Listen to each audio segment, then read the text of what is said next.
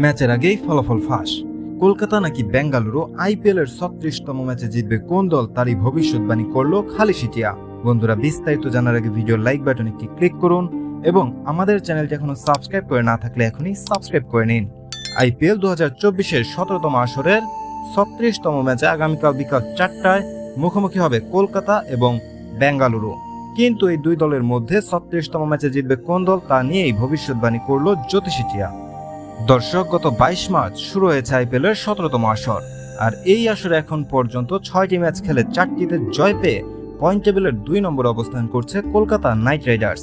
অপরদিকে ৭টি ম্যাচ খেলে ১টিতে জয় পেয়ে পয়েন্ট টেবিলের ১০ নম্বরে অবস্থান করছে রয়্যাল চ্যালেঞ্জার্স বেঙ্গালুরু।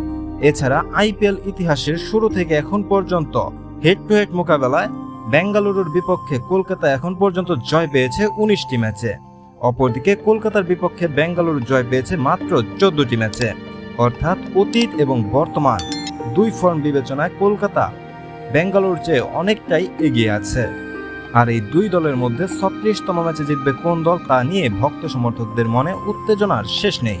আর এবার এই দুই দলের মধ্যে ৩৬তম ম্যাচে জিতবে কোন দল, তা নিয়েই ভবিষ্যৎবাণী করেছে জ্যোতি সিটিয়া।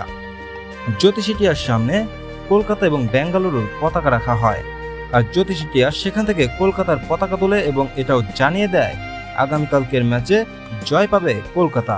হ্যাঁ দর্শক, আপনাদেরকে বলছি, কি মনে হয় আপনাদের, কলকাতা নাকি বেঙ্গালুরু, কে জিতবে কালকের ম্যাচ? আপনাদের মূল্যবান মতামত অবশ্যই জানিয়ে দিন ভিডিওর কমেন্ট বক্সে।